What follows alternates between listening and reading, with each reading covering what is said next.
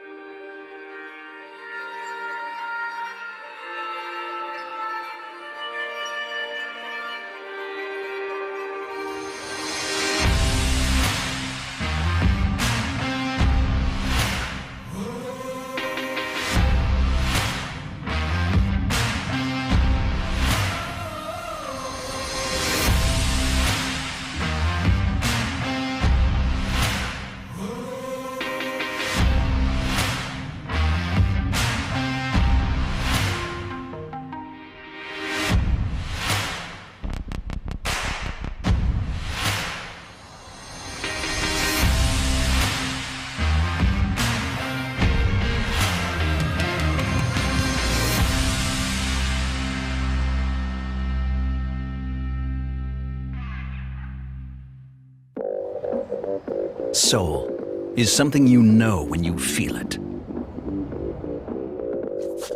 You can't miss it here, here, or here. And some would say it's here. This is soul. Ah, okay, not this. Completely, utterly, soulless. Now, here's some soul. This is the sound of soul.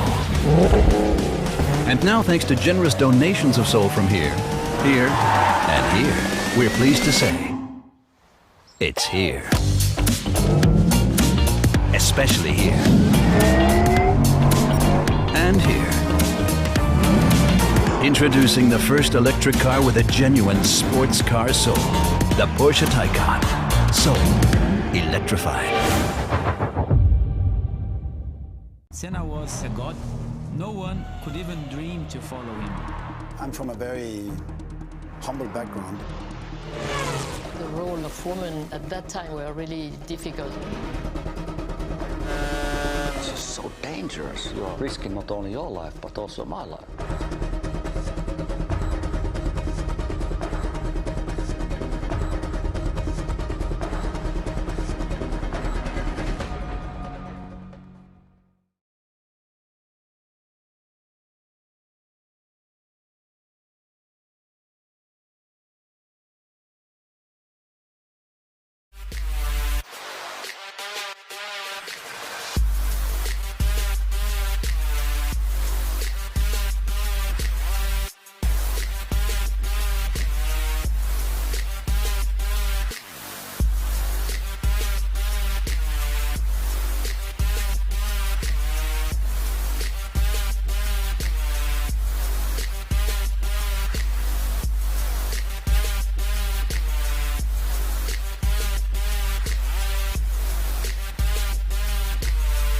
World Pro Racing, where sim racing becomes real. It's all about now. And what's for the now? The now is about who can find themselves at the pinnacle, who can master a vehicle which, for many people who go and drive in this style of category, knows that you're not going to get that much of a breakaway, knows that this race is going to be a lot closer than it normally is, and knows that they have to challenge themselves at one of the marquee circuits in terms of a legacy. It has one of the greatest corners in all of motor racing history, and today, the WeatherTech Raceway Laguna Seca plays host to the official Maltese Gran Turismo Porsche Cayman GT4 Challenge here, live with the fantastic World Pro Racing on YouTube, on Facebook Live, and on Twitch, as well as the likes, of course, of ESTV, TVM Sport, and Motorsport.tv. We welcome you here to the conversation here today. We're a few minutes away from moving over towards practice, which will be coming up in a few minutes' time. My name's Jake Sperry. Nicholas Hillebrand is here alongside me, back after our little adventure 8 days ago, but it's been long worth the wait. And Nicholas, we're talking about a style of car, a style of racing, which is a little bit newer in terms of how racing has started to evolve and develop, and more emphasis has been put on building up the racing ladder, and GT4 category vehicles have just started to make that a reality. Yes, GT4 is quite something to get into in racing. Of course, they're not as fast as GT3 cars, especially, they're a bit heavier generally, and they don't have as much aero. But there's this very interesting power-to-weight ratio that people go for. So, for example, you have cars like the Porsche that don't have around 500 horsepower like other cars like the McLaren. But, of course, they weigh a lot less, so they're a lot more nimble. And it's really interesting to see the balance in these GT4 cars. Today, of course, we only have the Porsche Cayman. Only, of course, because it's still a very interesting car. It's a bit smaller than the classic 911, of course, but still a mid-engine, proper sports car. And around Laguna Seca, I think it's going to be very interesting, Jake. I certainly think it will be. It's very much a case of one of those tracks which, if you learn and understand, Laguna Seca is one of the easier circuits to learn, but to master, this track takes a lot of time and dedication, especially when you have to drop through 11 stories of corkscrew left into corkscrew right, which makes life very, very tricky indeed. But today is just the first of some amazing racing that's going to be happening with World Pro Racing over the course of the next week or so. And of course, tomorrow night is going to be something very, very key. But we're going to talk about that in a little bit, because we have to talk about, of course, what this race is presented by, and that is Continental Cars Limited, and the prizes which are on offer for these drivers today. The top three are coming away with their own choice, and they have a choice of a Porsche mug, they have their choice of a Porsche hat, or they have the choice of the Porsche cuddly toy.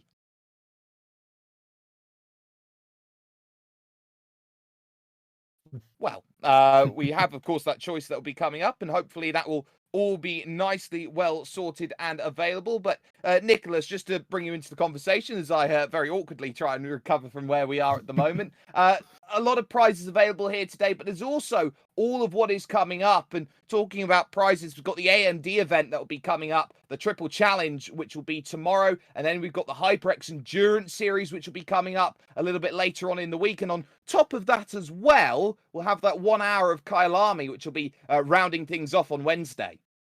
Yeah, we have a lot of very interesting things coming up. Kyalami, of course, once again in Porsche vehicles, this time in the 911 GT3 Cup. And we're already looking at quite some good and very interesting drivers for that event. But as you said, the AMD event, it's going to be quite interesting, because we have three completely different cars with a huge field of very competitive drivers from RF2. So that's going to be something to look forward to as well. And as you said, the HyperX Endurance Series, multiple races, so a proper championship. And I think that's the first as well, isn't it?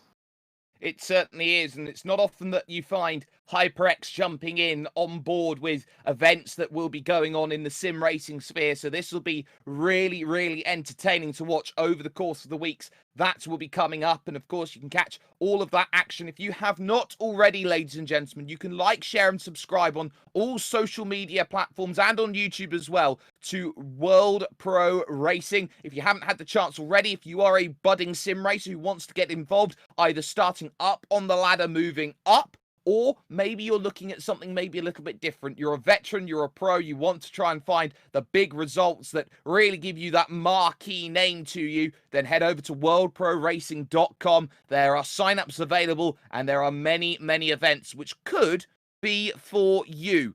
But we've got to talk about what's going to be coming up. It's 15 minutes of practice, Nicholas. It's going to be 15 minutes of qualifying that follows up, and then it'll be 25 laps worth of racing at Laguna Seca here today. And really a track which is about elevation, which is all about holding momentum. This is going to be one of those races where qualifying is going to be important, but this is going to test the very basics of what a driver has. There's a reason why a series such as the Battery Tender MX-5 series have come here in the past looking for drivers. Yes, of course. It's not overall a very long circuit, but it's a very tricky one, as you said, to perfect. Because you have a couple of just completely flat 90-degree corners, but then the elevation starts kicking in. Then you have off-camber, on-camber, all sorts of, dips and crests that you have to go over. And then, of course, the world-famous corkscrew, where, well, we saw so many moves already. I think the most iconic one is probably in motorcycle racing, one from with Valentino Rossi involved. And then, of course, I think the most famous one from the late 90s, kart, Alex Zanardi, just making the lunge of his life there. And it's guaranteed to be very, very, very interesting, as we now finally have pictures from the track with Rike in a very nice basic white and blue design going up the hill to the aforementioned very famous corkscrew, late on the brakes here, and goes left in, and now comes the massive downhill dip. Look at that suspension going to work there. Absolutely, you drop down 11 flights of stairs, some say 11 stories when you go from the top of the corkscrew to the bottom, and most times when you fall down 11 flights of stairs, it doesn't normally end very well. That's how much the drivers are going to have to be challenging themselves here today around this very, very beautiful circuit. But here in practice, it's all about now trying to find the results that they want to out of this. A lot of familiar names here, and some that maybe aren't so familiar to those who have been watching over the last 2 months of racing action that we have brought to you with World Pro Racing and the events on Gran Turismo Sports, which of course on the PlayStation 4 is the marquee racing game, and some would say the real driving simulator that goes on with PlayStation 4. And at the moment, Rike top of the times, but you've got the likes of, there is Deman, who is trying to find some good pace. You've got Mikael, of course, as well, who is trying to get the car moving forward in the velocity machine. He's in the pits in second position. So I think there's a lot of drivers here today who may be targeting this event in a vehicle which is unfamiliar to those. There's your reference earlier, number 46 for Ivan Birmingham there, with the Valentino Rossi number on the back. But what's key today here, Nicholas, is the fact that this might be a chance for some unfamiliar drivers to get a lot closer than they normally would in higher-powered vehicles. Yeah, most definitely. And as you said, in higher-powered vehicles, it's very easy to just recover from maybe a bit of a worse line for a corner, maybe making a mistake. But in these cars, they are extremely light, but of course they only have around 380 horsepower. Only, of course, with quotations there. But you have to really take care that you take corners cleanly, that you take the momentum through the corners with everything that you can get. And of course, we have a lot of familiar faces here already. Shalino, Rike, Mikael, Ivan. But of course, we also have quite a few new people here. I think, actually, Chris Pitteri we have seen before as well. And the man, but comparatively new faces. Like we know Shalino, for example, from all the casual races at Spa already. And then Black Sky here, we don't know so well already. So maybe it's a nice chance for them to, show a little bit of presence and, establish themselves along the well-known faces. Well, here is a little look then at the final corner. Shalinu going past John Varro here, heading through the left-hand bend, the final corner, turn 12 out on track, and probably the most understated one here in terms of how drivers are going to be taking it, because that is the final place where you are going to be seeing those overtakes being made on track. If it may come down to that corner, that is always a place where you can have a lunge. This is Caxa 1, 2, 3 in 11th position right now, sporting the Red Bull Porsche right now, trying to slam on the brakes and make on through. So we'll see how Caxa does in terms of this one, running the 666 number. And now this is also something that's very interesting. Porsche, of course, have a big lineage and legacy when it comes to actually supporting now esports and sim racing in general. They have had a number of events. Most famously, they had their big event over at their factory in Leipzig, and a lot of things have come out of that. Of course, on the iRacing side of things, with the iRacing simulator, they've got the Porsche Esports Super Cup, which goes on, of course, which is an event which Red Bull actually do take part in with the likes of Graham Carroll, Patrick Holtzman, and Sebastian Job. So what we do see now is that Porsche and many other manufacturers are starting to look at sim racing, say where they didn't 2 years ago, 3 years ago, 5 years ago, 10 years ago, and say, well, now this is really starting to kick off, and this is exactly where sim racing is starting to go and should be respected as probably the most transferable esport that exists out there on the market today. Yeah, because the thing is, it's based on, automobile racing, and automobile racing has always been a carrier of invention and just generally competition. It's been around for almost 100 years, or even longer than that, actually. And, the big barrier was always that it's very expensive. And with sim racing, in this case, you just need a PS4. You can drive with a controller even, and, so you just need a TV, internet, and a PS4, and you can just get right in there. So you have a huge lot of people that can just get in there. You can have people that just don't really care about real motorsports too much, but they like racing games.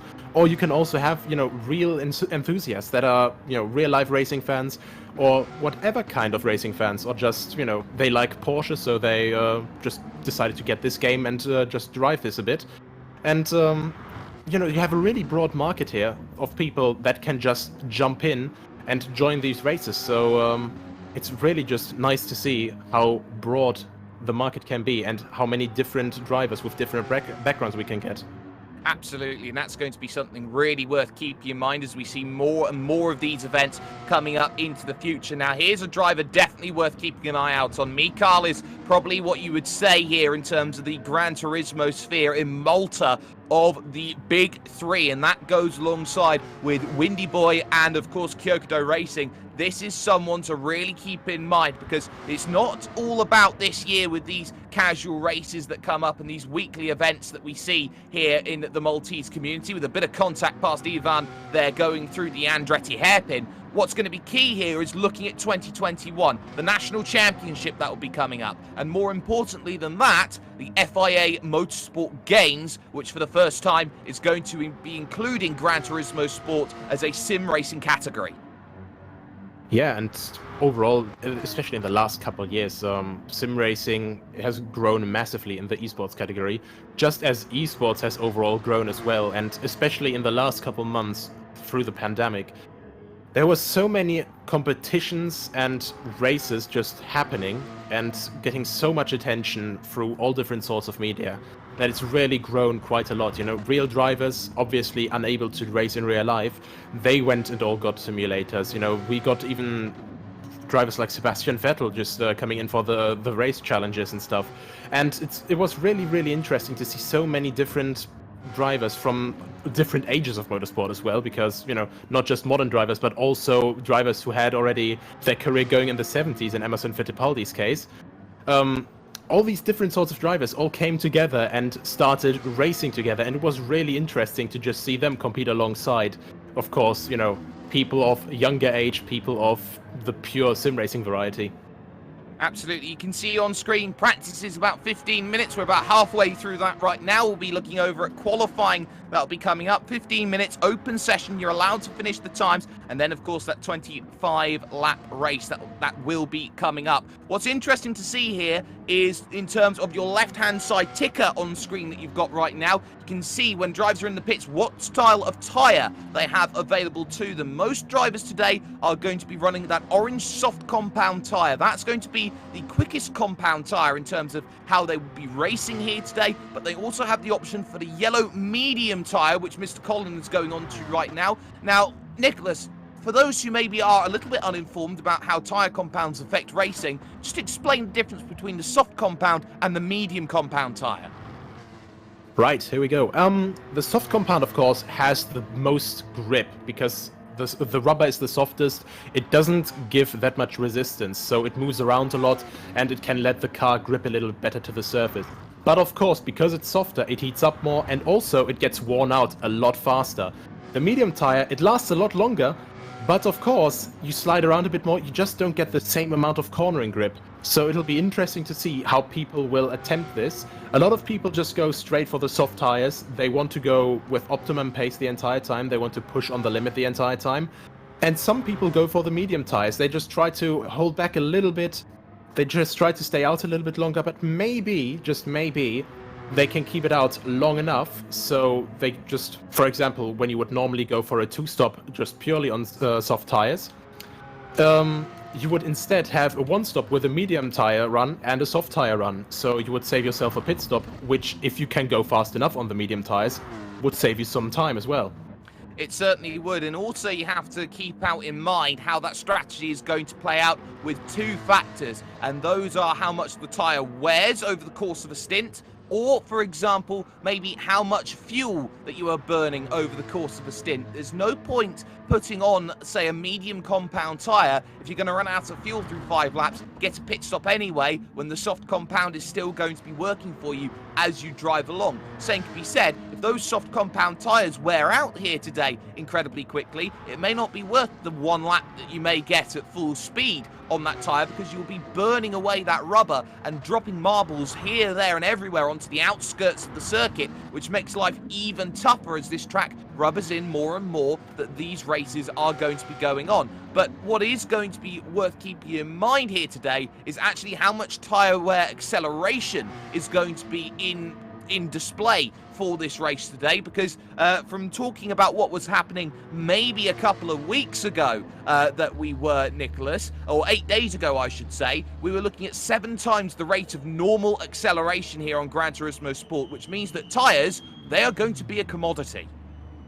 Yeah, most definitely. And I think, you know, with these accelerated rates, it's really interesting to always see how people will tackle it, because of course it wears faster as well, and you know, the track gets rubbered in a little bit different as well.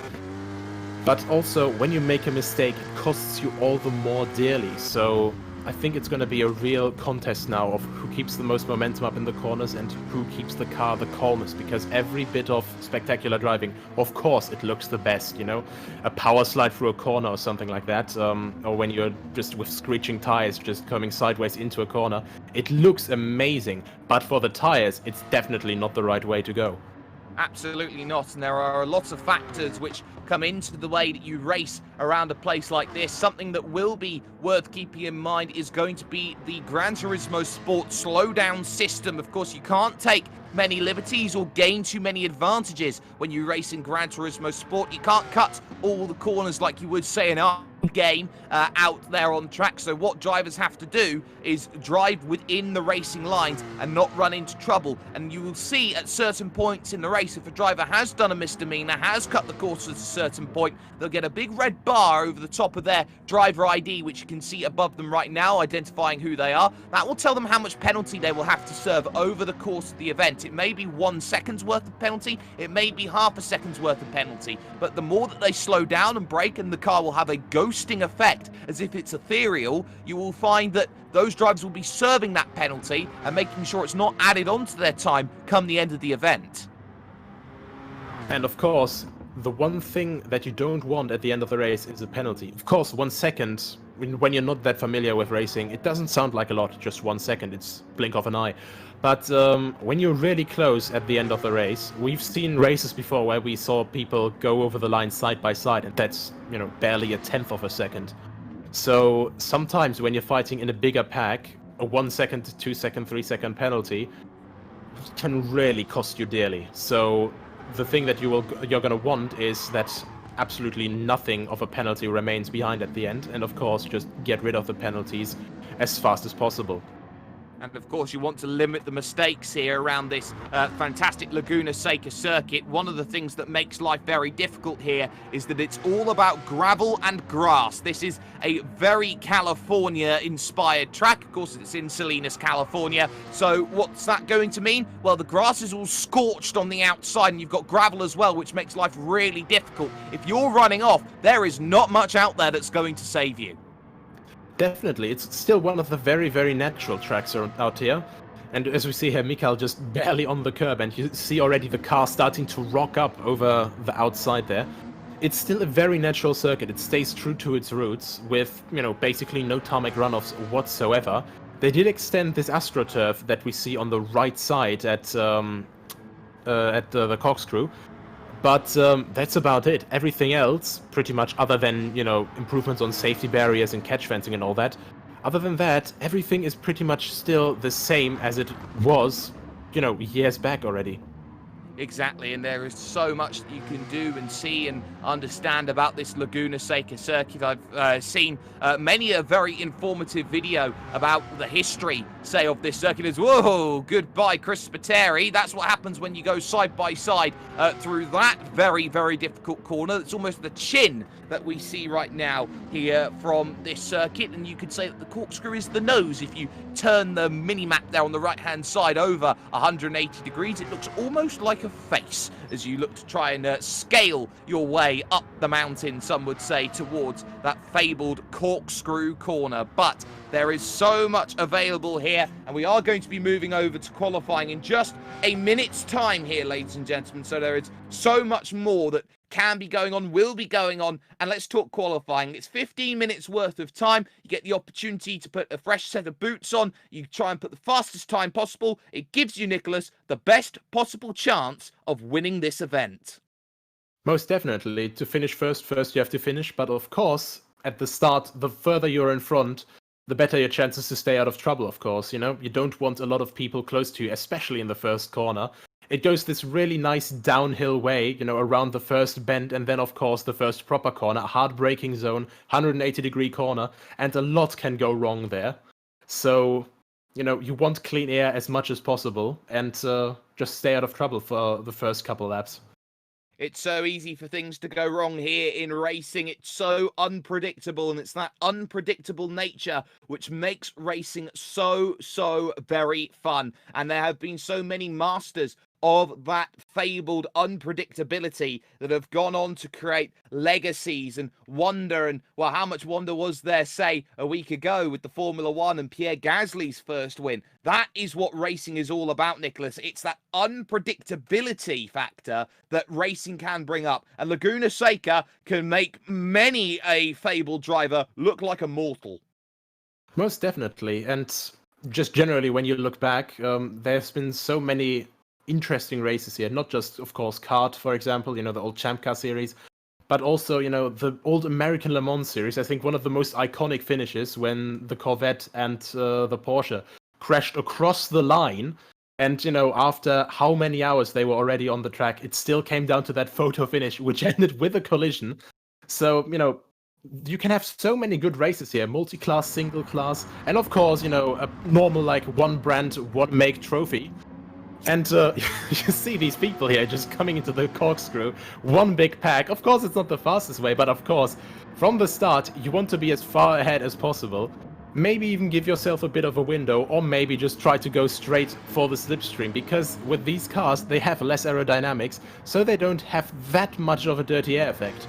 This is called jostling for track position. Let's go on board then with Rike and take a lap around the WeatherTech Raceway Laguna Seca circuit here as they head up the hill. This is turn number 1 here, the small kink left. It doesn't do anything. You're flat through here, and now you hit the brakes. You jam it on hard. You get a little bit of help from the anti-lock braking system that's in these vehicles through the Andretti hairpin turn number 2. Now you start to make your way through the next section of track. Turn 3 obscured by my face as you go on through. That's a lot of anti-cut curb through there. You've got to be so smooth through that section. Now turn number 4 starts to file on through. There goes Mikhail down the inside. If there was any a time where you need to make qualifying work, the last thing you want here, Nicholas, is drivers coming through at you at turn 4 into turn 5, running wide, allow Shalinu through. The lap for Rike is firmly abandoned. Yeah, most definitely. And I think as soon as Mikhail just came through, like, come on, make some space. You messed up the last corner, and I'm not going to wait around behind you. I think Rike just conceded a little bit, and now coming into the corkscrew here at the end of Rayol Straight, you can see how much the car gets compressed there, now into Rainy Curve. Of course, it's a bit overshadowed by the corkscrew right in front, but this is such a tricky corner. The entire force of the car just wants to get pushed to the outside. You can barely get it turned in, and then when you go too wide, you just spin off like we saw just before qualifying. Now coming through turn 10 and now turn 11 here. That's a very clean run there from Mikhail and Shalinu, both of them. And Rike now going to start his first flying lap after his last lap got abandoned. But there we go, Shalinu half a second faster pretty much than Mikhail. And of course Rike with his abandoned lap, 2 seconds off. Mr. Colin 1 second behind that. And Chris Spiteri now in P3. Very interesting, people coming bit after bit after bit here. And Yeah, but of course we haven't seen the prime punches from everyone yet. We certainly haven't, but the key there in terms of that opening lap there, Nicholas, was all about slipstream for Shalin, who was tucked in nicely behind Mikhail for the entirety of the lap. That gave the opportunity for Shalinu just to do one thing and one thing only. Just sit, wait, and follow the lines of arguably the most talented driver in the field, who was effectively pulling him along like, say, you would do in the Tour de France, which is going on right now. So everybody's looking at trying to get the best opportunity. When you've got an open session like this, it may just be find the quickest driver and just stay behind. You might get an advantage. Yeah, most definitely. And we also see Mikhail now behind Rike again. So, it's not looking too well for him right now. And there we go. There's a penalty already. That is Shelino ahead. And that didn't go to plan for him. There we go. There's the ghost effect that you addressed earlier. And he's delivering that now, so he doesn't have to worry about anything to get now a clean run through the last corner. We see here, I think that was because he got a bit too much on the edge there through the corkscrew. And yeah, of course, sometimes it takes a little bit of time for the system to determine if you gained a lot of time there or if you gained any time at all.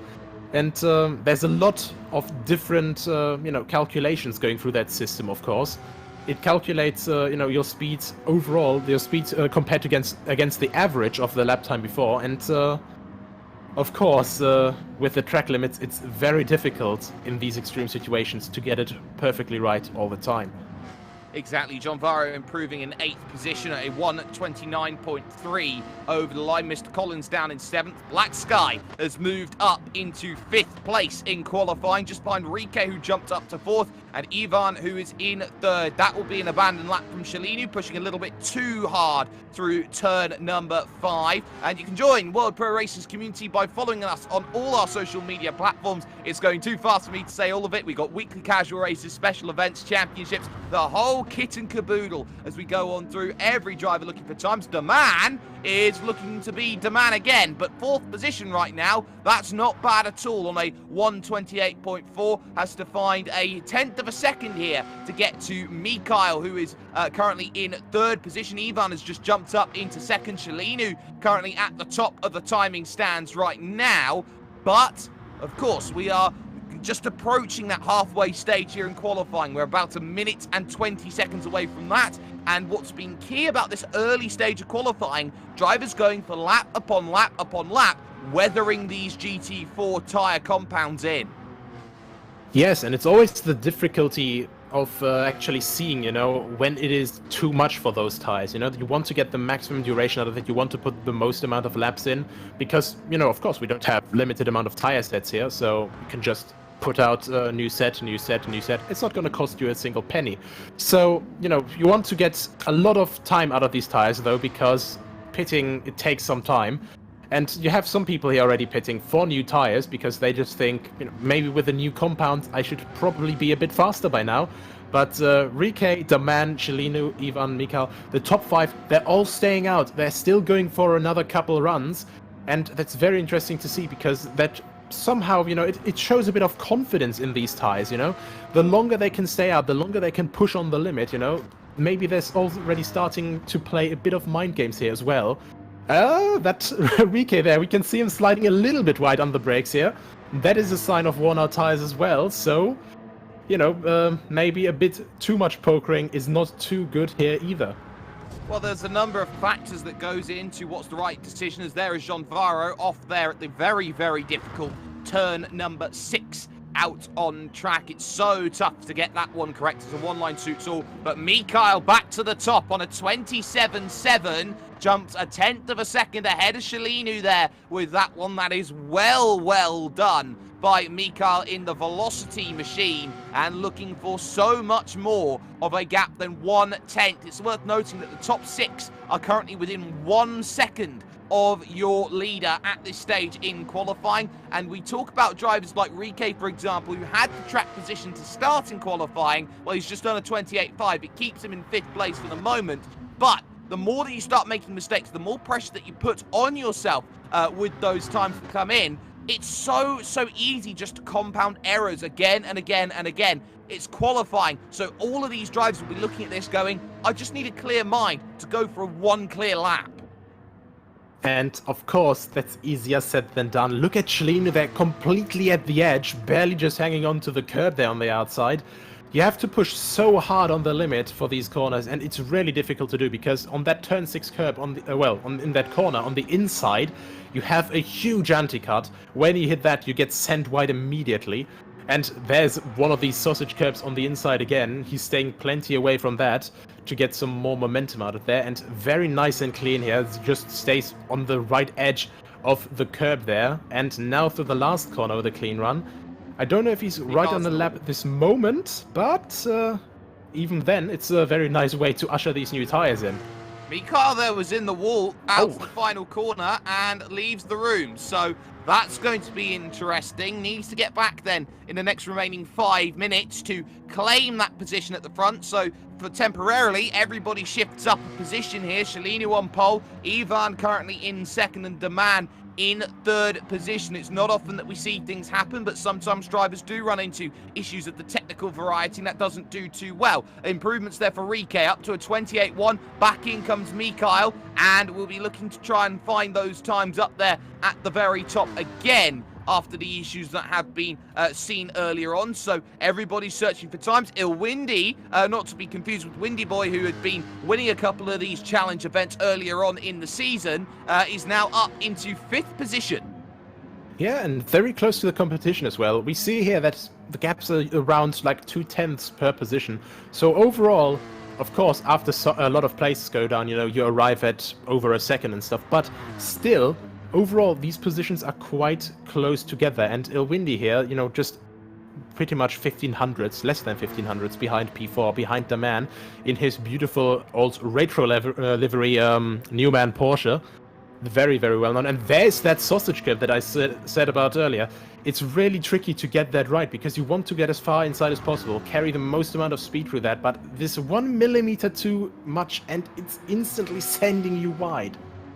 It can very easily send you wide, and it could be very difficult, and drivers will have to be very careful about how they race on this event today, because there are stewards today watching these events, as always do with World Pro Racing. Adrian Fagaio and George Muscat comfortably sitting and watching as we get a look at an automated pit stop here on the Gran Turismo Sport system. You can see the crews get themselves out, get themselves ready. They will have tyres, they will have fuel if it's needed, and they will get themselves into the box and ready to serve that in the not too distant future. In comes Ilwindi, just riding through the lane there, getting on the gears and back off and away again, hopefully in the not too distant future. There we go, and then onto pit exit and away you go for that being a pit stop. But what we've been talking about just that little bit earlier on is that some of these drivers will be looking at how these times are going down and saying, well, we need the race to work out for us. We need to make sure that we've got exactly what we need moving on forward into the next couple of runs. And with 3 minutes to go, anyone who has come in and pitted and looked for tyres and looked for strategy to work out in favour, well, now's where you've got to put the money on the table and say, well, we've gone and done the flop, we've reached the turn, it's time to get to the river. Deman, 27.8 for the time being, that's top of the times. He really is the man. What a lap time there, just out of nowhere. He was a bit more silent there in P4, but now, nice lap there. I think that should be probably around a 4/10 improvement. I think overall it's still slower than Mikael's lap, if I am looking at it correctly, because I think, so Mikael should normally still retain pole position, but still very, very interesting. That yellow flag overtaking prohibited, so that is not going to be so nice there. But look at this very nice line there from the man, a late apex, so he just makes sure that he doesn't run off the track at the exit there. Of course, we were talking about how these stewards, Adrian Fagaio and George Muscat, are from the Motorsport Federation, the Malta Motorsport Federation. They are FIA accredited stewards as well, so they have seen it all, they have done it all, they have been to events all across Europe. They know what it means to steward, and they know how these drivers are going to need to behave here today. There is Cellino currently in second position. John Varro on a 29.1 remains in 8th position after that time, but Cellino there is going to be trying to do everything possible to try and close down what is on gap 300ths of a second only. 1 minute 35 to find it. There is 2 opportunities. Kasha finds improvement there on a 130.7. That's not going to be enough to get inside the top 8. But Shalinu is looking closest to making something happen. And his line looks very, very clean there on the outside. He's taking the outside curve for the entry there. Maybe he could have taken a bit more momentum for this, but he just wants to make sure that for turn 10, he is perfectly on the racing line. That was once again very clean. It looks very nice and tidy so far, but yeah, also very nice exit here. But still, again, a bit tight. I think he could have taken a bit more curb, a bit more track on the outside there to go a bit faster. But is it going to be enough? No, it's not going to be enough quite yet. Well, one more opportunity is left then for Shalinu, hitting the brakes, little wiggle into the Andretti hairpin there, so you can see how much he's trying to work with the car, get the car settled as you are slowly lisking over to that right-hand side to take that turn. But now into turn number 3, Shalinu's trying to get things working under the Cooper Tyres bridge and in towards turn number 4 now. You're starting to build that momentum for turn 5. You're gearing yourself up, gearing yourself up. This whole lap is so centric and so focused with that fantastic corkscrew. Black Sky jumps up to 5th place then in qualifying. After that one, has time for one more lap. 15 seconds remaining on the clock. You can start any lap that you finish as long as you are going to be before the times. But Shalinu's pushing really wide through turn number 6, and that might just be some time loss there, going and dipping 2 tyres into the grass on the outside. There's the corkscrew, nice and gentle, as my good friend Reese Gardner would say, moving through the left right now of turn number 9, and 10 and 11. The timer has expired here in qualifying. The man is not on a flying lap, so the finish is going to be there. You can see it just flashed up on your screen. Finish, that's where we're going to be. Chris Spiteri cannot go any quicker than 7th position, but can Shalinu find the time that gives 300ths in the right direction? It's going to be close as the checkered flag is waved, and is it going to be enough? The answer to that is no. Shalinu could not improve on that time. There is demand. The question becomes, is car in 3rd position on a lap right now? Ivan Birmingham just heading to the corkscrew right now. Has a minute to try and find that time, but has gone straight on there at the corkscrew corner, and that's not good enough then. Moving up in the times is Rike up into 3rd position. He's pipped out Ivan out by 100th of a second. Black Sky improved on the last lap and is looking to do so all over and again here in the number 50 machine. First showing here with World Pro Racing, and remains in 5th place with that one overall. So that pretty much will bring qualifying over to a close, and there are a lot of talking points to go through in qualifying. The man at the moment is provisionally the fastest in qualifying, even though Mikhail did have the quickest time overall in the session. But of course, dropping out of the session to back in, Mikhail does not retain 1st position here in the qualifying. But Nicholas, we have to talk about this. This is going to be a very entertaining race. Those top 4, they are split by not very much. Most definitely. It's a very close qualifying once again. And at the very end, of course, a terrible case of commentator's curse there for Ivan.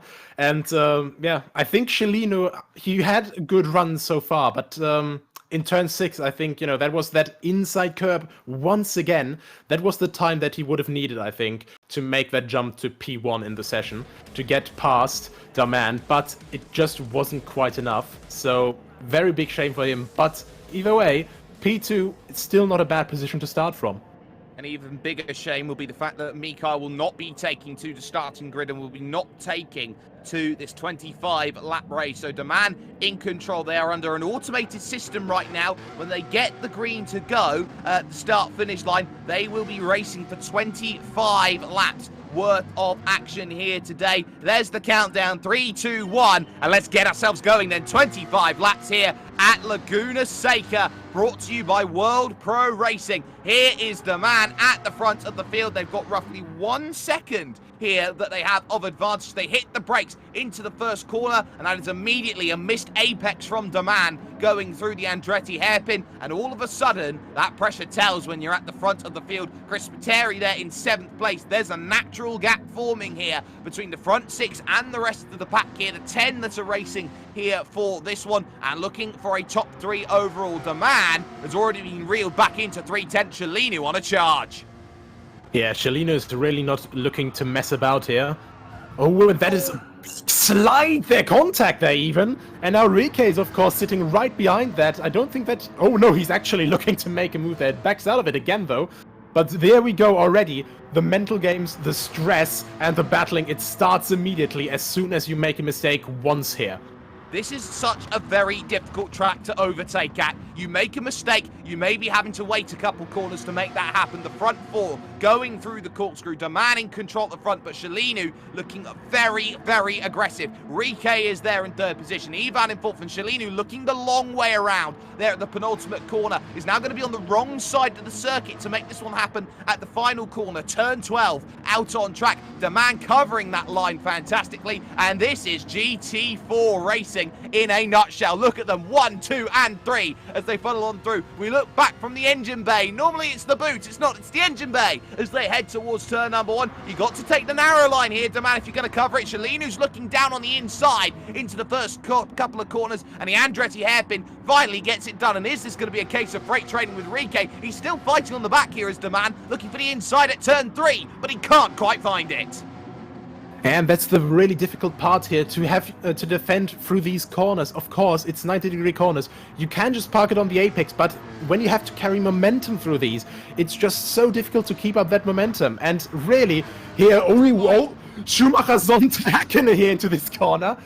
Oh, that was very, very close, and barely just a few little bits of contact, but it's really not going as the man would like it.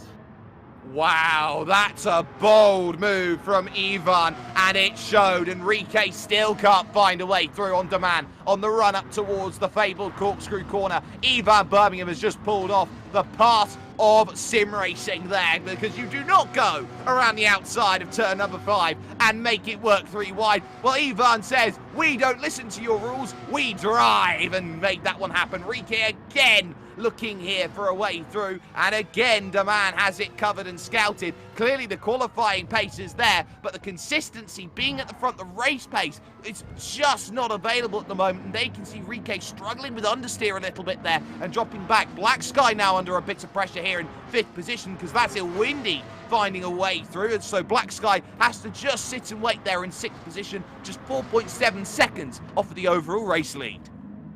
And we have a lot of battles here down the line, and it's already very interesting to see. People always go instinctively to look down the inside a little bit, even if it's, you know, still way too far away to make an attack.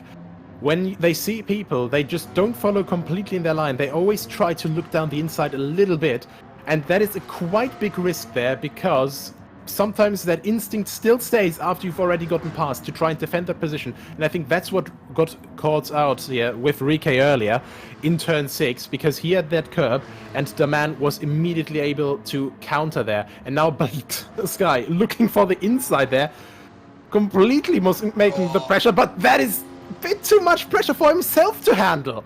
And yeah, once again, turn 6, you know, it's the Grim Reaper of racing here.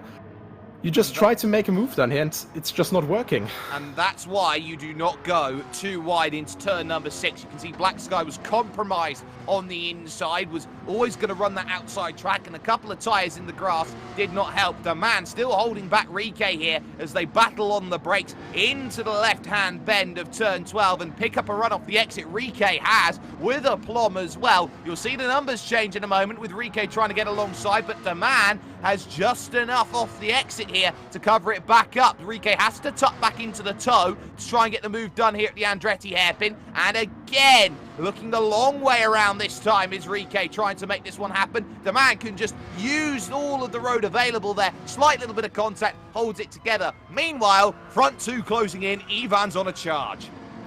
Yeah, most definitely. And we could also see there on the defense of the man, he did learn from Shalino's move earlier.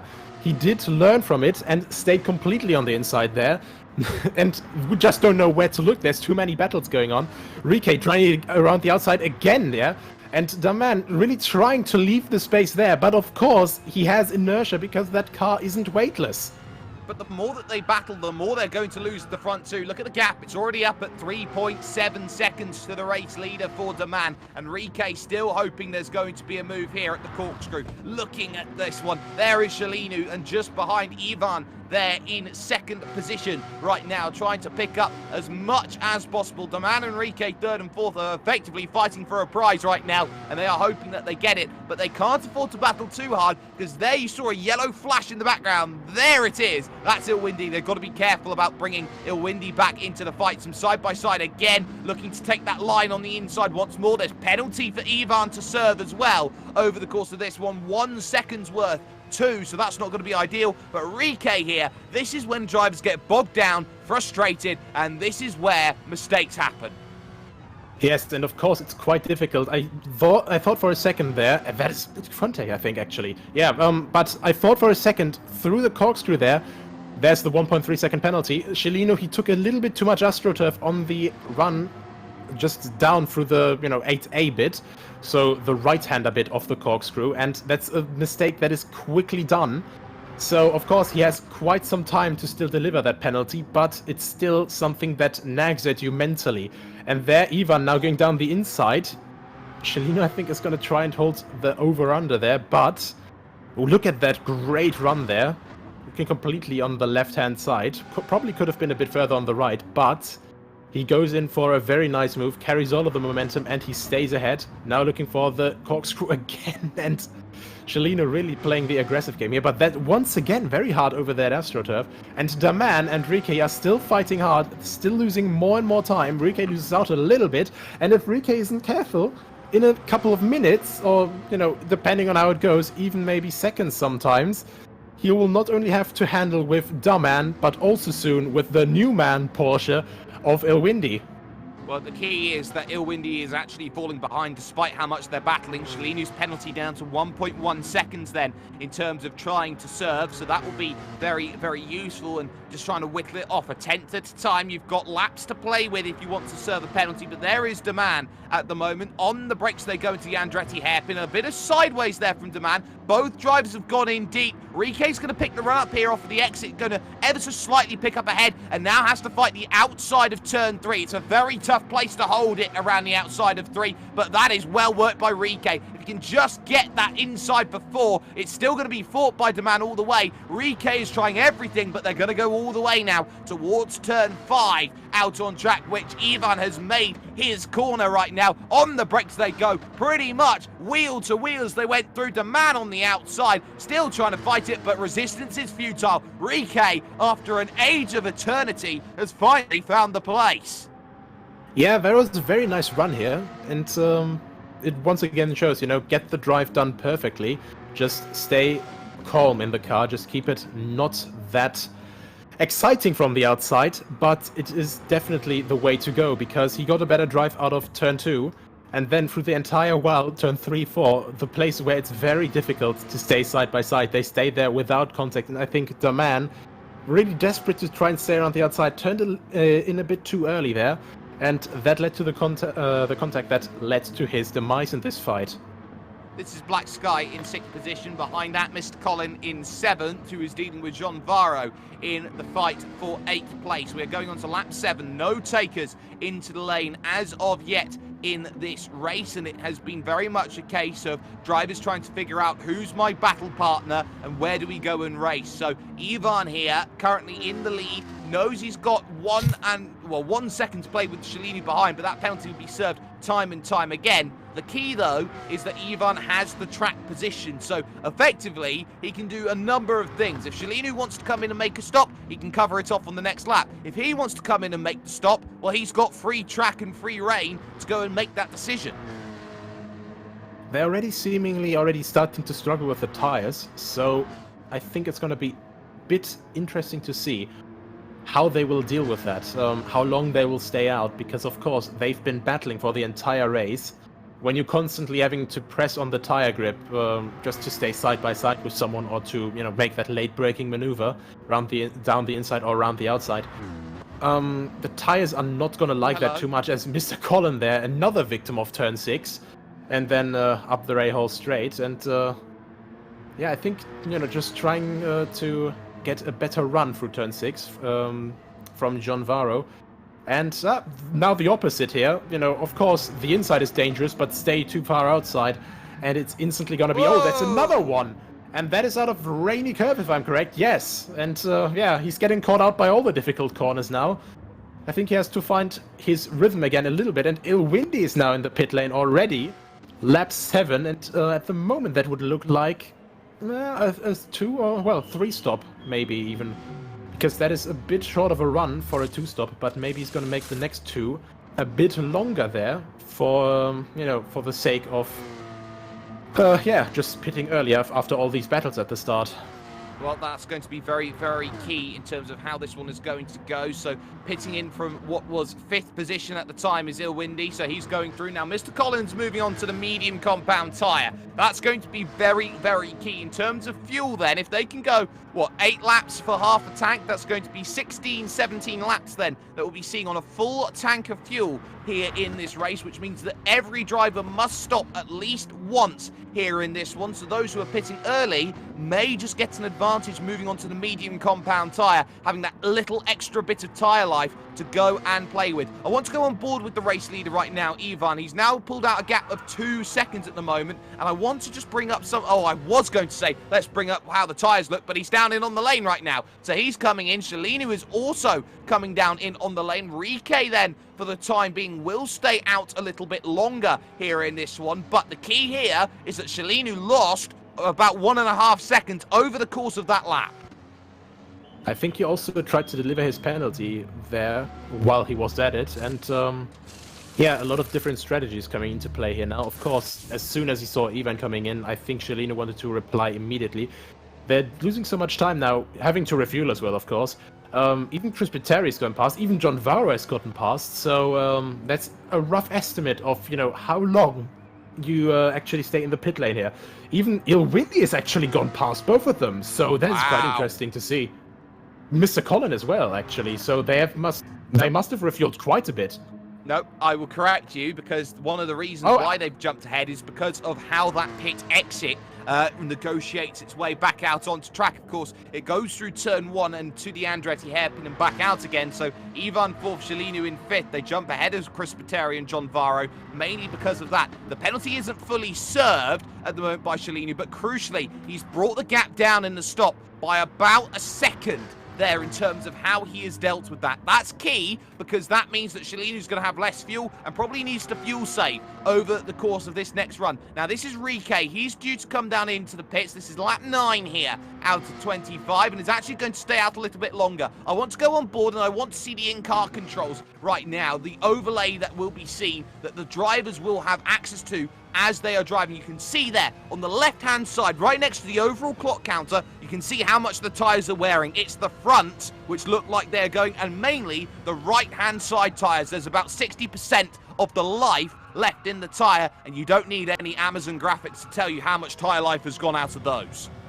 I'm gonna be honest, it's actually quite impressive how he's still able to do these laps, because overall, other people already had dropping grip quite a lot, but he seems to be completely fine so far, you know, and as it looks right now, he seems to be pushing.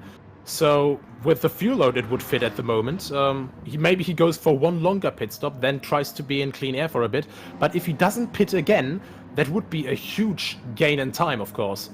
It certainly would, and that's something that's worth keeping in mind. And I just did notice something actually there on that graphic as we looked at that one going forward, and I saw a little AT, and if AT means what I think it is, I think that Rike drives with an automatic transmission, so he doesn't have to change the gears. Yeah, would probably make sense as well, and to be honest, his inputs, from time to time, they look a bit controller-like, you know, but that could still be a wheel. Yeah, that could be a wheel. I don't quite know, to be honest. It's just a case of, you can see, normally when you see an overlay like this here in Gran Turismo Sport that has manual transmission, you get the red bars or a red number there on the right-hand side, meaning that this is the gear that you should be in. If you've got an automatic transmission, for example, which, say, someone like Rike has, and normally drivers look to go to a manual transmission to flick through the gears and have more control of what gear they're driving in, it's just a case here for Rike where he's just looking to maybe make life simpler, maybe focus a little bit more on different corners. He slightly missed the apex there at turn number 3. That won't be very useful, but every single lap, Now he has less things to worry about than, say, someone else does who maybe has to flick through a flappy paddle gearbox on their steering wheel. And overall, the car overall looks like the Cup GT4 Porsche, to be honest. So technically, since that thing normally comes with a PDK, so a dual clutch gearbox, it would also make sense to have automatic mode in it. Of course, when you're in a real race car, you probably never use it, but it's still not that unrealistic there to have an automatic one. Here's a little battle on screen for you right now. Black Sky's got Jean Varo for a little bit of company, and that won't be the best news in the world for Black Sky in the 50 machine, trying to pilot away through turn number 5 and up the hill, starting to attack. He's now starting to pull away as needed. But this is all about the keys to this race. Who has got what they want? I will say that between Ivan and Shalinu, who are effectively your race for the lead at this point in time here, I want to have a little look at Shalinu's penalty points, because at the moment, the last time I saw it, there you go. It's just been fully served. This now becomes a straight dogfight. Yeah, and they're really not showing any hesitation of backing off there. Cellino, he tries to stay as close as possible. Now coming down this turn 1 bend, hard into the brakes now for the Andretti hairpin, and it stays for now with these 6, 5, and maybe, going down a bit now. No, he got a bit worse of a run out of turn 2, sorry there. And Cellino's really pushing, and I think Ivan knows this as well. I think Ivan really just trying to stay calm here, just trying to put the optimal lines here and then just keep up his current pace, because it's seemingly enough to stay ahead at the moment and just rest easy on his tires, because I think he knows Rike is going to go for that one stop, and if he wants to have any chance, he's going to have to make this a quite quick one.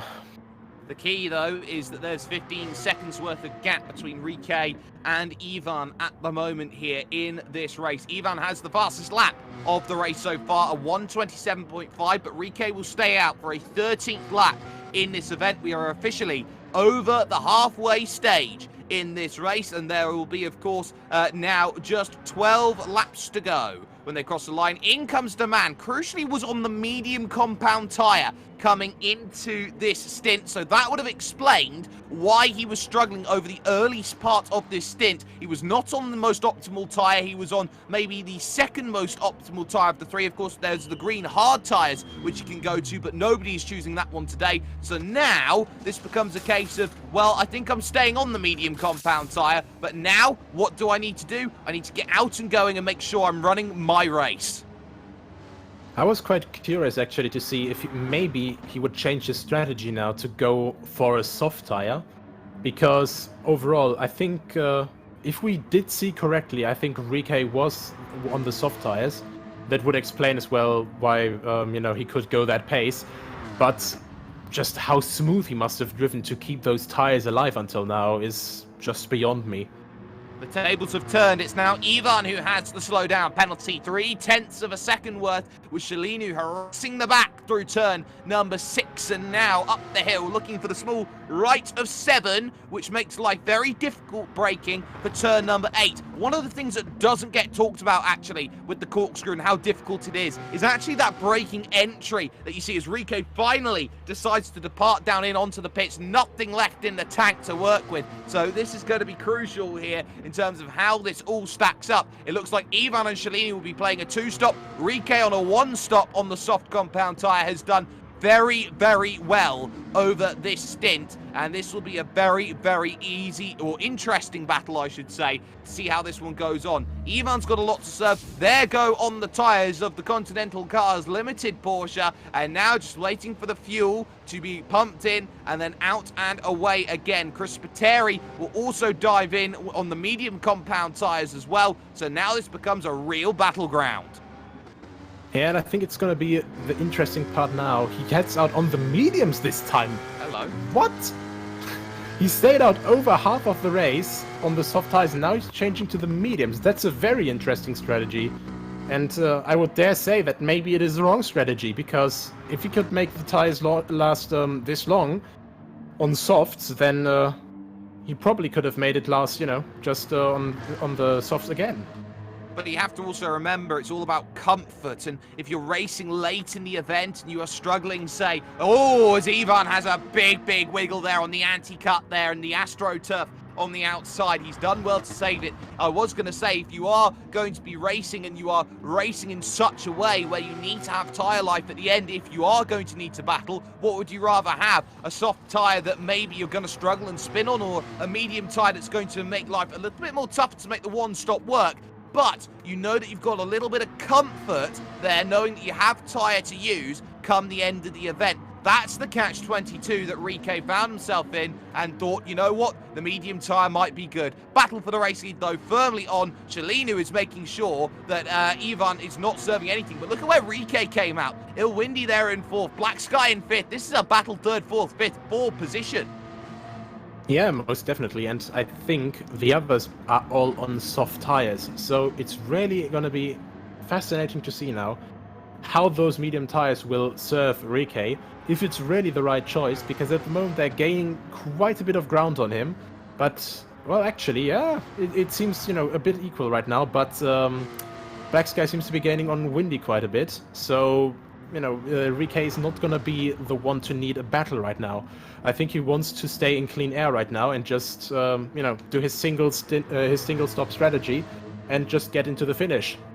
John Varro in the pits then from what was 7th position, going to stay on the medium compound tyres, went 15 laps on the stint, which is a very commendable effort. Now, this is what I was trying to point out a little earlier on as we look at Mr. Colin right now, who is just ahead of these drivers you're leading to. Ivan and Chelinu here at the front of the field who have returned it. There is Kasha there in 10th position, down at the bottom of the field and effectively 1 lap down at this stage of the race. What I was going to talk about is how Ivan is struggling to serve those 0.3 of a second of penalty, because where can you serve it when your nearest rival is right behind you? At the same time, there we go, 0.2 gone, but Doors open. with the gap this close, and yeah, I think that might be Chelino's special move here again, down to turn 2, just on the braking. He's trying to hold around on the outside, Ivan, and goes for a wider line. I think he's gonna try and get more momentum on the exit, but a bit too wide, and that's a very nice and clean move from Chelino for the lead. It absolutely is, and that was all done by Ivan, just making a small mistake there, serving the penalty, and then both of them running off then. Chelinu there, almost contact between them, and now they're almost too wide, going through turn number 4. Ivan's got to think about attack. Keep the driver unsettled. That's the Valentino Rossi way. On the brakes, around the outside, he'll try again at turn 5. It's his marquee move here at Laguna Seca, but he can't quite find it. He stays behind, and that 1/10 he can serve at any time between now and lap 25. He knows what he needs to do, and there's even a little bit of flashing of lights there in the background to say, I'm using every distraction tactic in the book. Yeah, the flashing of lights, usually a signal to let lapped cars know that you're coming by. But, yeah, Ivan, for example, he's using it as a nice psychological play, like sticking it down the inside here through Rainy Curve, and now he makes it around the outside for turn 10. It just barely touches the gravel on the left side, but they're both heading into the pits now. Oh, this is fantastic stuff. So this is where the 2-stop strategy comes into play. Here they will have themselves about 8 laps to work with when they get through with it. Chelinu ahead of Ivan, but crucially, Chelinu in all of that exchange picked up half a second's worth of slowdown penalty. This will put Rike back into the race lead then of this event, but they'll bring tyres on, they'll bring fuel, and now they've got one big task left remaining here, Nicholas. They have to chase down Rike on the 1-stop. And that'll be quite a difficult task, I think. He's been clean so far. And of course, since Ilwindi now went to the pits as well, it's nothing really keeping him held up anymore. And he is quite a sizable gap in front as well. That worked perfectly, that strategy. Well, you can see where they're going to come out. There is the man who is in 3rd position classified at the moment, but is going to come out right in the middle of all of this. And crucially here, Chelinu is going to be the first to try and get through it. 0.2 of penalty to serve then for Daman at the moment, who of course is also on that one stop. So this is a battle for position. Daman is going to have to try and hold these drivers back. But what's the key for Shalini? What's the key for Ivan? They're going to have fresh sets of soft compound tyres, which is going to mean they're going to be aggressive. Ivan's run slightly wide there through turn number 5, so Shalinu looking like he's got to get really aggressive and now quickly gets a 10th of the penalty served and up the hill to the corkscrew. And the man, the next one who's on a one stop, so this is also for overall position. All the pit stops that need to be made for them have been done here normally. So this is gonna go on until the end, folks. This is going to be quite interesting to see. They're all with a bit of penalty here. Ivan's losing his nerve a little bit, dropping out a little bit, but with the battle going on here, and that is Shalino once again with an over and under move. Now trying it around the outside. Both of them are serving a bit of their penalty. Both of them ghosting there under the brakes, but the man is now rid of his penalty. So he's now in the slipstream, but right behind him is Ivan as well. None of them have room to make any mistake. And down we go once more down the hill towards the Andretti hairpin. Oh, and down the inside, Ivan's going to look to try and be aggressive. He's got 0.0 to serve, so he's still got a little bit. So does Shalinu. Black Sky is coming. That's going to make life easier then. So now there's just one car to chase down. But that was almost the case there of both drivers, both at the front and at the back now of this pack. Daman and Shalinu both going there, Nicholas.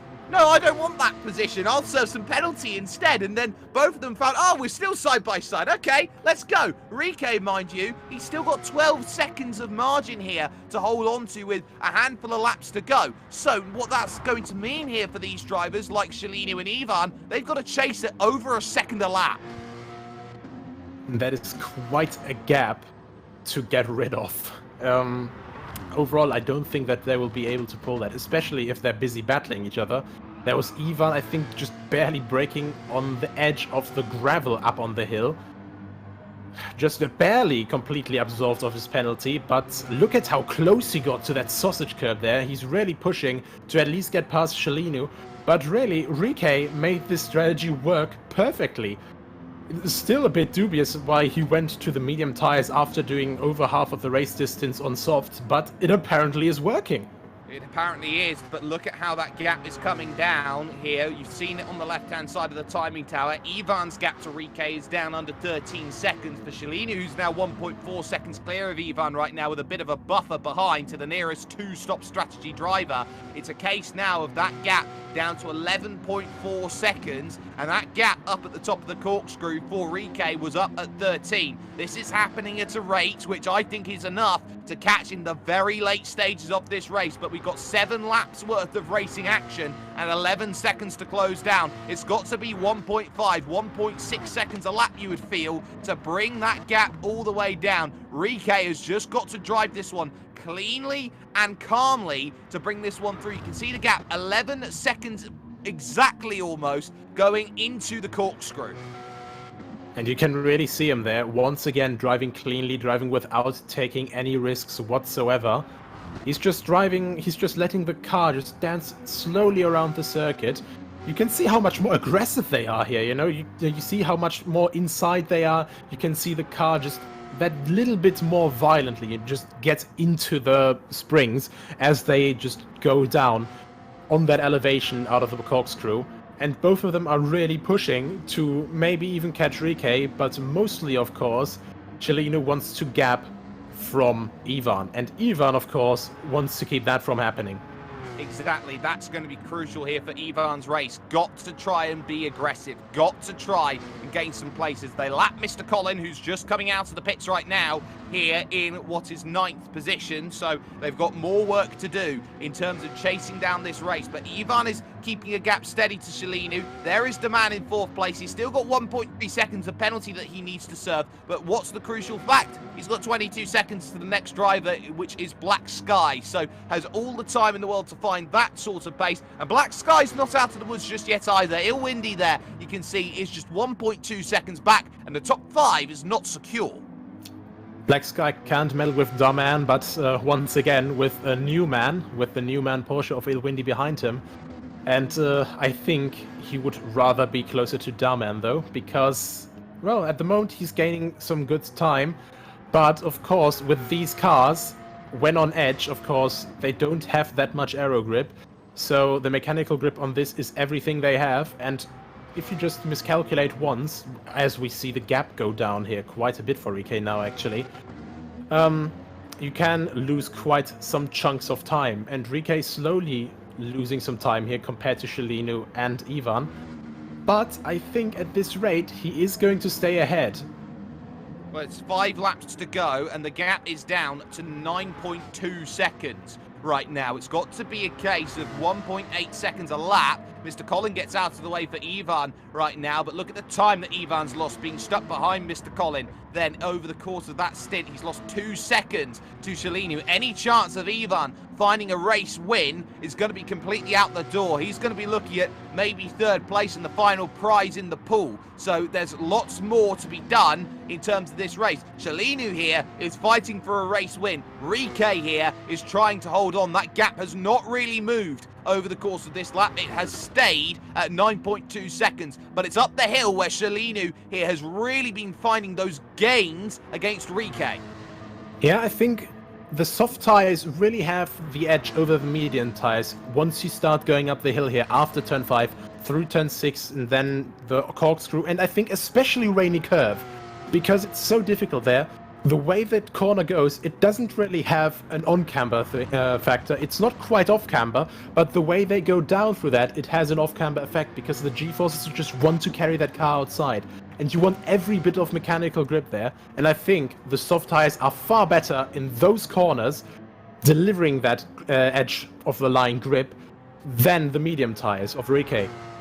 This has been a good lap there for Rike this time by. You can see how the gap is down to 8.5 seconds. It was only 1 second lost then that Rike has managed to do. If he can keep it at 1 second, he's got exactly what he wants. Now he's asking Shalinu, you've got to find 2 seconds a lap and more to even get close to me. This is all down on Rike here, but there's one key factor that changes absolutely everything in this race, and that's the P word, pressure. Because the closer that Shalinu gets, the more pressure is put on Rike, and Rike then will be looking back at the relative going, well, that gap's coming down. I've got to be maybe a little bit more concerned about how I'm driving. That's when you tell the mark between a good driver and a great driver, because a great driver deals with pressure.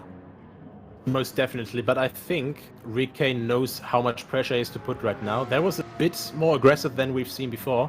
Yellows. But overall, yeah, yellows, that's something happened there. Yeah, someone's stopped there. That was 10th place, I think. Yep, that's Kasha.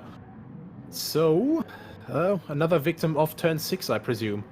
Yep, and yes, just too wide off the exit, and trying to save it, gets back on track, and whoopsie daisy, round you go for a 360 spin. That's never quite what you want, and you might need a few more wings if you are going to get yourself out of that sort of trouble. And there is the big key, the gap remaining at 8.3 seconds. Rike is 3 laps away from victory here. It's going to have to take a miracle right now for Shalinu to get anywhere near, and it looks like the top 3 are close. It looks like today the strategy of one stop might have been the right call for a lot of drivers here. Not many have chosen to take that one stop. They thought the 2 stop may have been quicker, but the key on that final stint is how that medium has really held up as a tyre compared to the soft, which I think Shalinu has pretty much used a lot of the tyre life out of.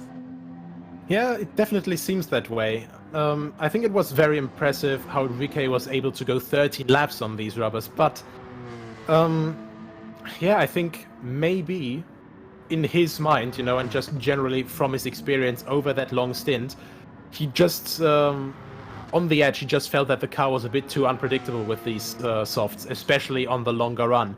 So maybe he just went for the more stable, the safer option for the medium tires. That might have been the case here. And so far, it's working out. It's once he's over the line now, only 2 laps to go, and 8.7 seconds, I think 4.5 seconds, that's not something that you can just easily gain over 2 laps at Laguna Seca. No, you need a mistake, and Rike is not making any of those at the moment because the delta is starting to turn the other way. He is starting to gain time on Shalinu. He's got more life to work with, and that consistency and that calmness right now that we are seeing off of Rike right now is doing just enough. That gap up now to 9 seconds. Let's keep a little look, though, on that 5th and 6th place battle. See how close that was looking. It was looking close, but now it isn't. Ilwindy's made a couple of mistakes here. That gap's up now to 8.5 seconds here. So Ilwindy, I think, is resigned to a fate outside of the top 5 here in this event, and that will be a little bit disappointing after looking like, okay, knocking on the door after that final stint. Yeah, but as I said, sometimes when you push the tires a little bit too long, it can start being a bit unpredictable. So the harder the tires are worn, of course, the more they struggle for grip, and if you push them too much, if you have to struggle too much for grip, of course, the car is a lot more on edge then, while actually going slower.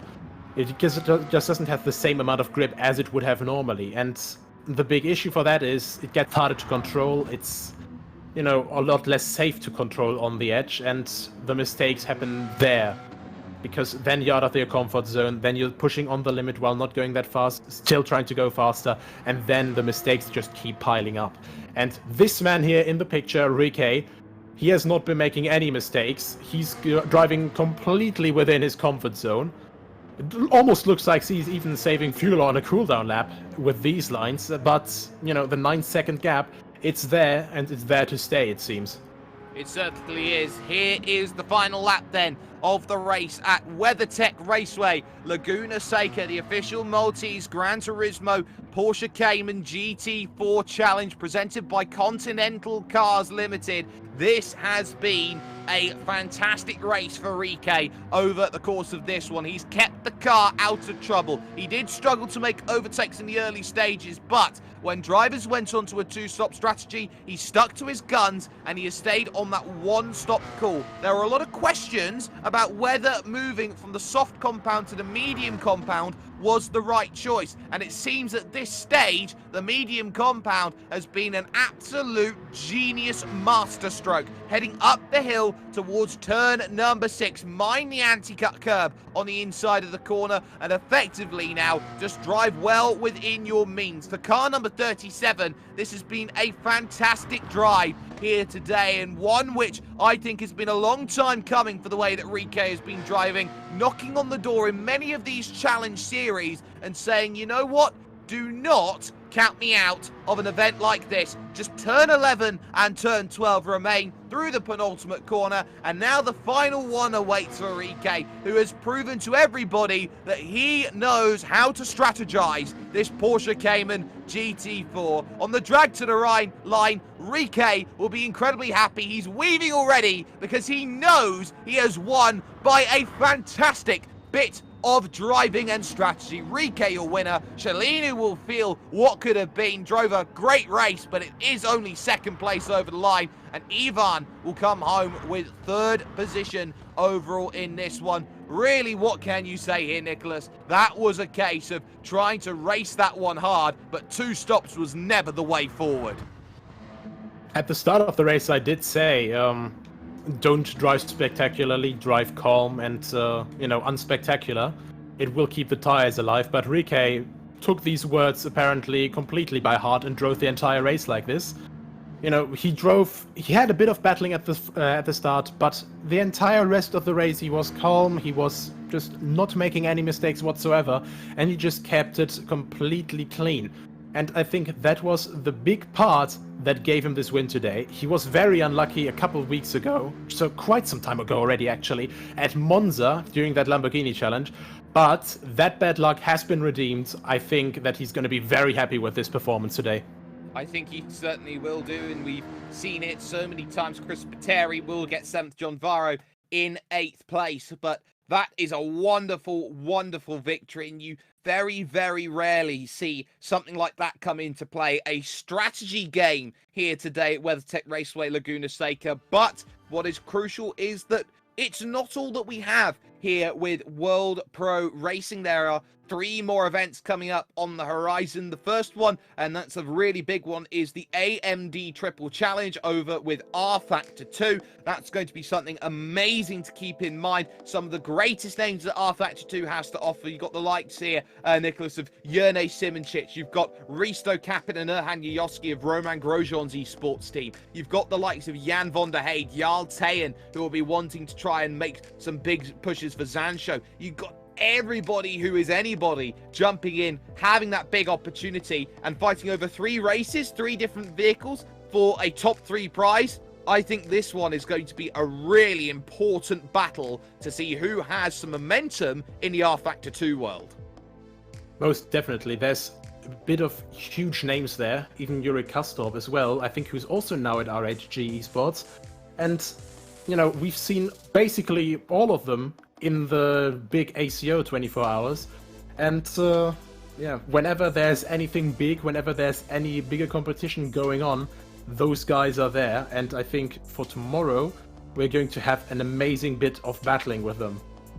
Absolutely, we are. And let's not forget as well that we've got, of course, the HyperX Endurance Series coming up. That's going to be worth keeping a watch as well. That'll be happening next week, along with the 1 hour of Kyalami on R Factor 2. It's worth noting that signups are still open for that series, so if you haven't already and you want to go and race and participate, head over to worldproracing.com, where you can find all the amazing places that you can race, all of the different races that are available. Of course, there are sometimes live prizes available as well. You've got to head over to worldproracing.com for your start, your middle, or your end of sim racing. It is the perfect place to go and get into league racing action. But in terms of what we've got today, this is where the curtains start to close in terms of our production here today. We have been on, of course, Motorsport TV, been on TVM Sport and ESTV, the Esports Television Network, and on top of that, World Pro Racing's YouTube,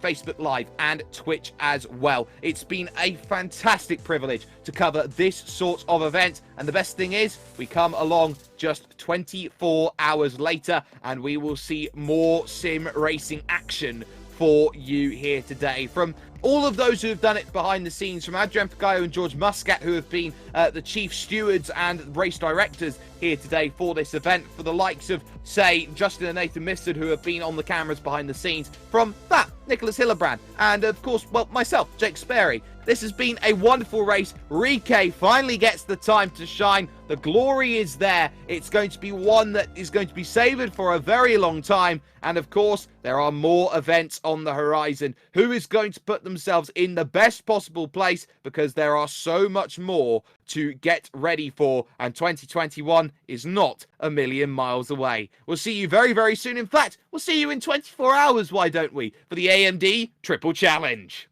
This event is brought to you by World Pro Racing, the Malta Motorsport Federation, GMR Entertainment, WJ England & Son, Melita, Media Looks, Restream.io, Gaming Malta, VisitMalta.com, and TVM Sport.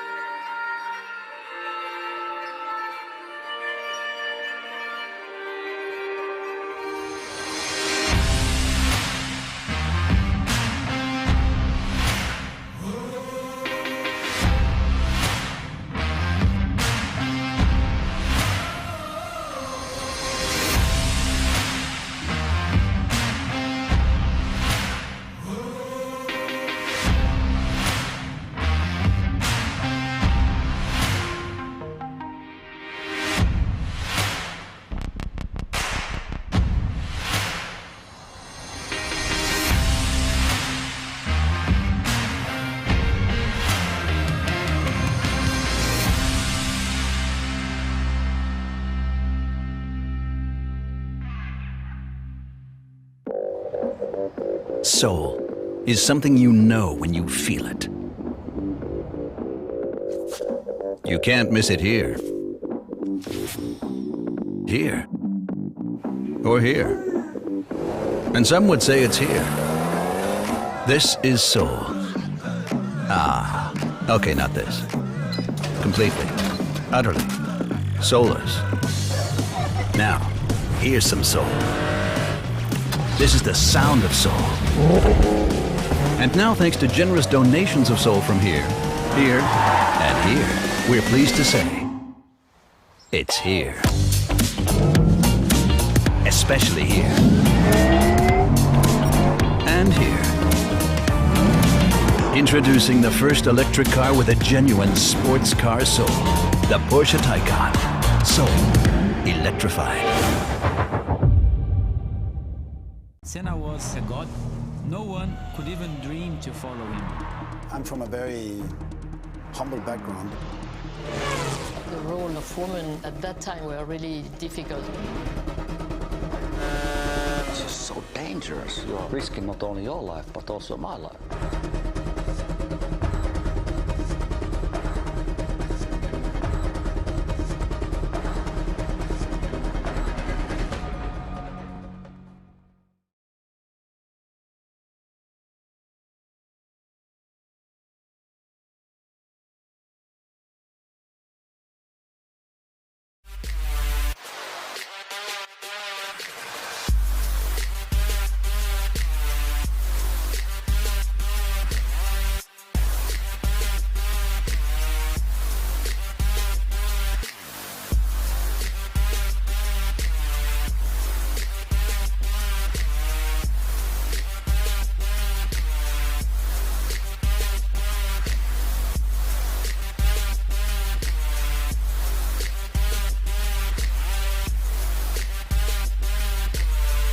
World Pro Racing, where sim racing becomes real.